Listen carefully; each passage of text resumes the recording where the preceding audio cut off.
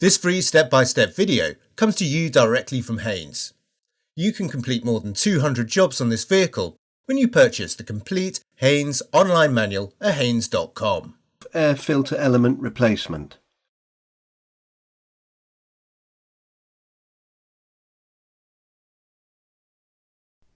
Operate the bonnet release lever, which is located in the driver's footwell. Release the bonnet security catch by lifting it upwards, then raise the bonnet. Unclip the bonnet prop. Locate the prop to hold the bonnet securely in its open position. The air cleaner is located in front of the battery on the left-hand side of the engine compartment, as viewed from the driver's seat.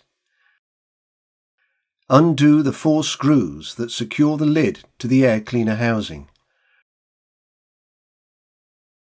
Remove the cover, then undo the screw that secures the air filter retaining clamp and slide out the clamp. The air filter element can now be removed from the housing. Clean the air filter housing using a vacuum cleaner or a rag. Fit the new element into position. Then fit the element retaining clamp and secure it in position with the screw. Refit the filter housing cover and secure it with the 4 screws.